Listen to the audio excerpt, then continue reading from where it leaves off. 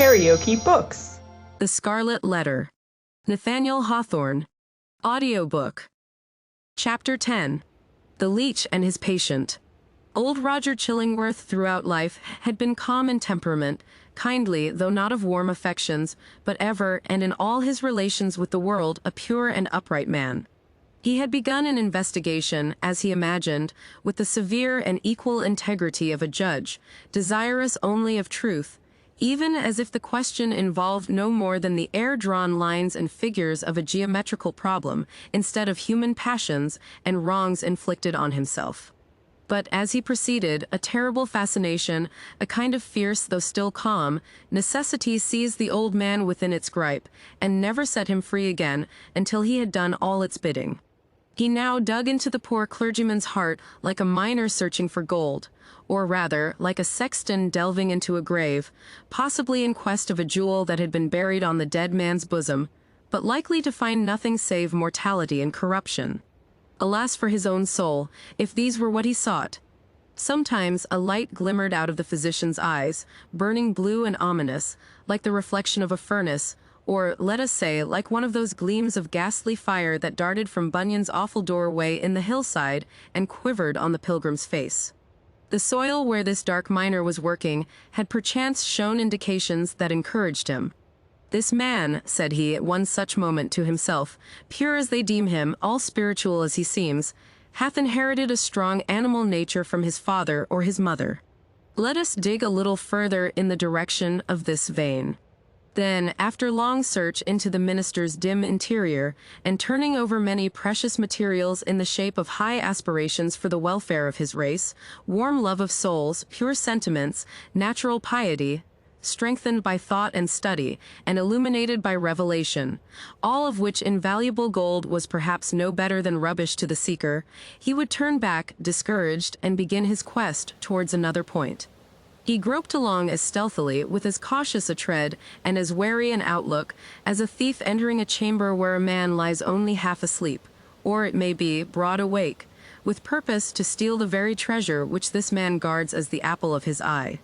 In spite of his premeditated carefulness, the floor would now and then creak, his garments would rustle, the shadow of his presence in a forbidden proximity would be thrown across his victim. In other words, Mr. Dimmesdale, whose sensibility of nerve often produced the effect of spiritual intuition, would become vaguely aware that something inimical to his peace had thrust itself into relation with him.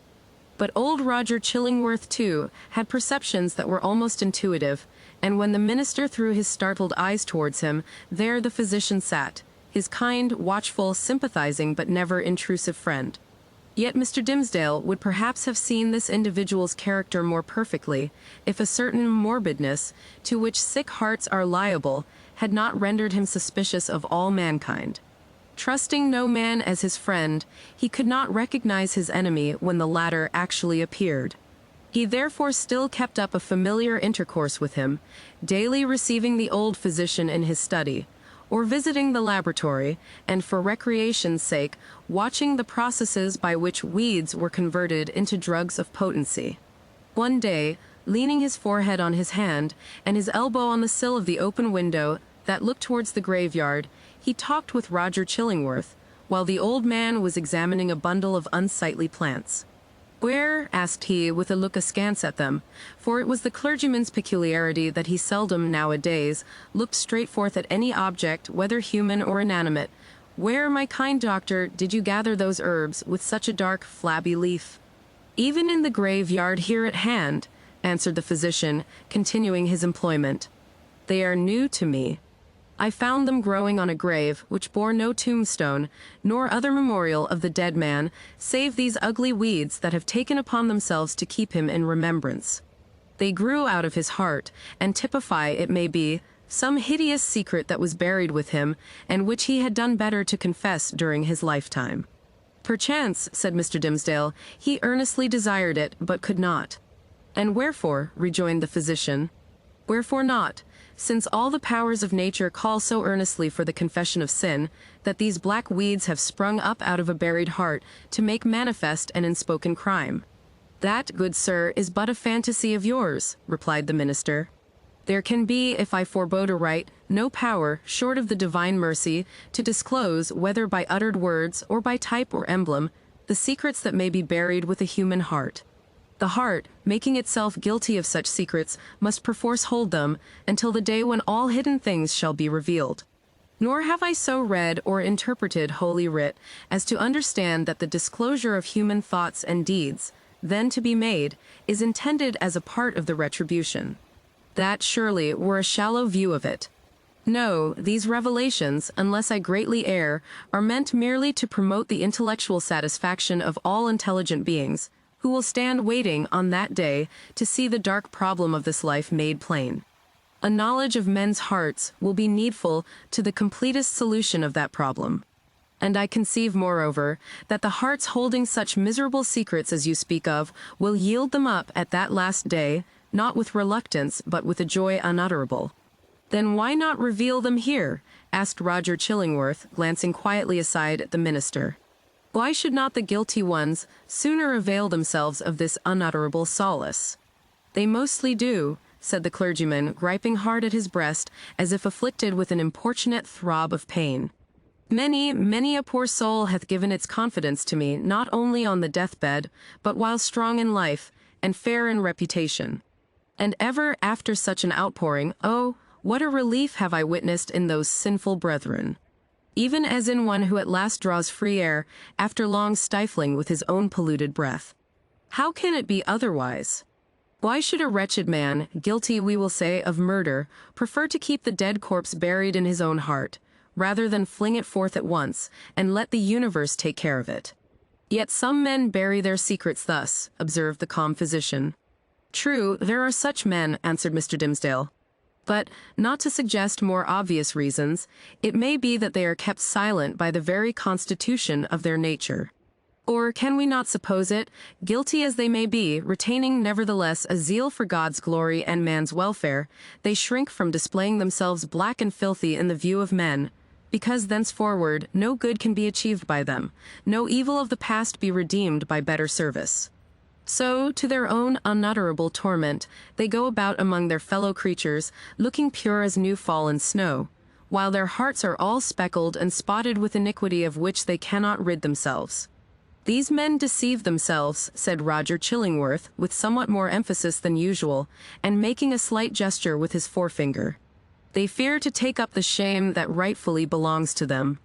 Their love for man, their zeal for God's service, these holy impulses may or may not coexist in their hearts with the evil inmates to which their guilt has unbarred the door, and which must needs propagate a hellish breed within them. But if they seek to glorify God, let them not lift heavenward their unclean hands. If they would serve their fellow men, let them do it by making manifest the power and reality of conscience, in constraining them to penitential self-abasement. Wouldst thou have me to believe, O wise and pious friend, that a false show can be better, can be more for God's glory or man's welfare, than God's own truth? Trust me, such men deceive themselves. It may be so, said the young clergyman indifferently, as waiving a discussion that he considered irrelevant or unseasonable. He had a ready faculty, indeed, of escaping from any topic that agitated his too sensitive and nervous temperament. But now I would ask of my well-skilled physician whether, in good sooth, he deems me to have profited by his kindly care of this weak frame of mine?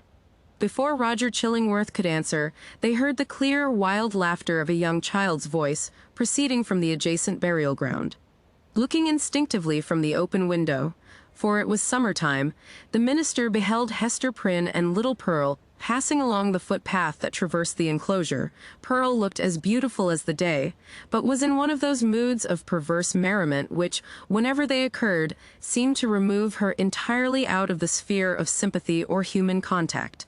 She now skipped irreverently from one grave to another, until, coming to the broad, flat, armorial tombstone of a departed worthy, perhaps of Isaac Johnson himself, she began to dance upon it. In reply to her mother's command and entreaty that she would behave more decorously, little Pearl paused to gather the prickly burrs from a tall burdock which grew beside the tomb. Taking a handful of these, she arranged them along the lines of the scarlet letter that decorated the maternal bosom, to which the burrs, as their nature was, tenaciously adhered. Hester did not pluck them off. Roger Chillingworth had by this time approached the window, and smiled grimly down. There is no law, nor reverence for authority, no regard for human ordinances or opinions, right or wrong, mixed up with that child's composition, remarked he, as much to himself as to his companion. I saw her the other day bespatter the governor himself with water at the cattle trough in Spring Lane. What in heaven's name is she? Is the imp altogether evil? Hath she affections? Hath she any discoverable principle of being? None, save the freedom of a broken law, answered Mr. Dimmesdale in a quiet way, as if he had been discussing the point within himself. Whether capable of good, I know not. The child probably overheard their voices, for, looking up to the window with a bright but naughty smile of mirth and intelligence, she threw one of the prickly burrs at the Reverend Mr. Dimmesdale. The sensitive clergyman shrunk with nervous dread from the light missile. Detecting his emotion, Pearl clapped her little hands in the most extravagant ecstasy. Hester Prynne likewise had involuntarily looked up, and all these four persons, old and young, regarded one another in silence, till the child laughed aloud and shouted, "Come away, mother. Come away, or yonder old black man will catch you. He hath got hold of the minister already. Come away, mother, or he will catch you. But he cannot catch little Pearl."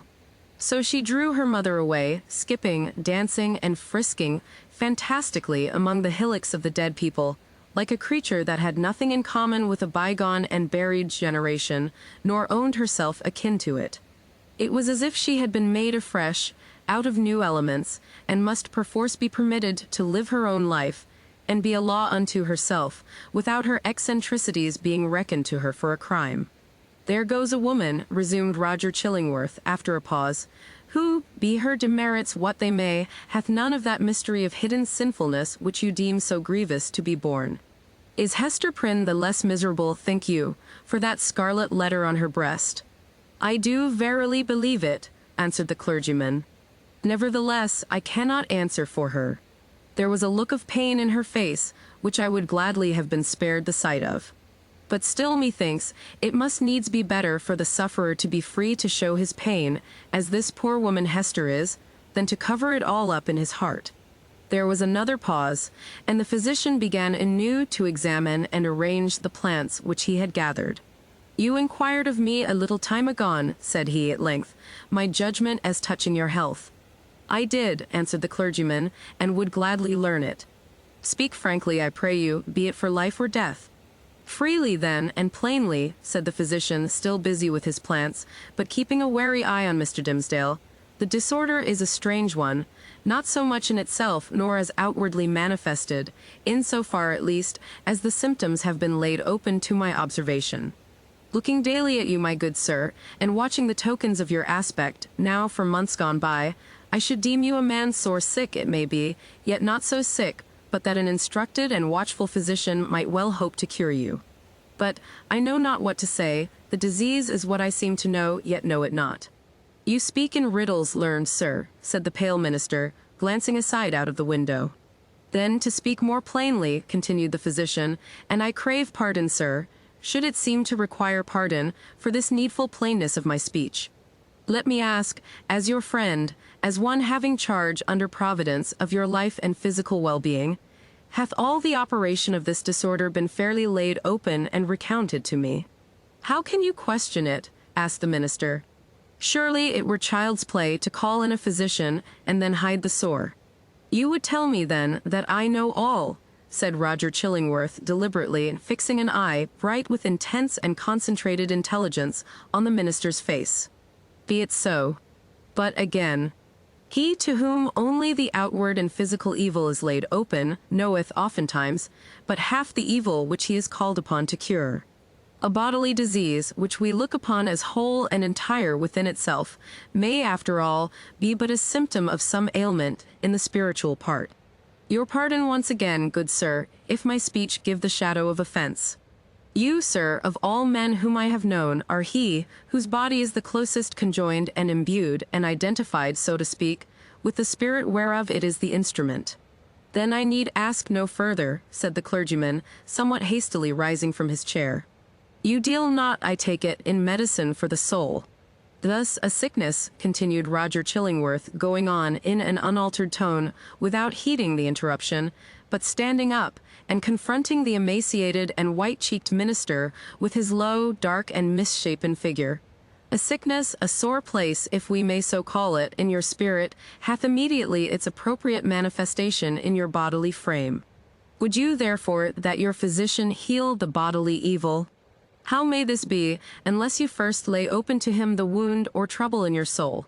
No, not to thee, not to an earthly physician, cried Mr. Dimmesdale passionately, and turning his eyes full and bright, and with a kind of fierceness, on old Roger Chillingworth.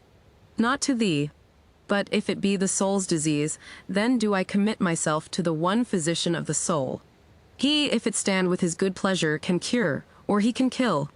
Let him do with me as, in his justice and wisdom, he shall see good. But who art thou, that meddlest in this matter, that dares thrust himself between the sufferer and his God? With a frantic gesture, he rushed out of the room. It is as well to have made this step, said Roger Chillingworth to himself, looking after the minister with a grave smile. There is nothing lost. We shall be friends again, anon. But see now how passion takes hold upon this man, and hurrieth him out of himself. As with one passion, so with another. He hath done a wild thing ere now, this pious Master Dimmesdale, in the hot passion of his heart. It proved not difficult to re-establish the intimacy of the two companions, on the same footing, and in the same degree, as heretofore. The young clergyman, after a few hours of privacy, was sensible that the disorder of his nerves had hurried him into an unseemly outbreak of temper, which there had been nothing in the physician's words to excuse or palliate. He marveled, indeed, at the violence with which he had thrust back the kind old man, when merely proffering the advice which it was his duty to bestow, and which the minister himself had expressly sought. With these remorseful feelings, he lost no time in making the amplest apologies, and besought his friend still to continue the care, which, if not successful in restoring him to health, had in all probability been the means of prolonging his feeble existence to that hour. Roger Chillingworth readily assented, and went on with his medical supervision of the minister, doing his best for him in all good faith, but always quitting the patient's apartment at the close of a professional interview with a mysterious and puzzled smile upon his lips. This expression was invisible in Mr. Dimmesdale's presence, but grew strongly evident as the physician crossed the threshold. A rare case, he muttered. I must needs look deeper into it. A strange sympathy betwixt soul and body.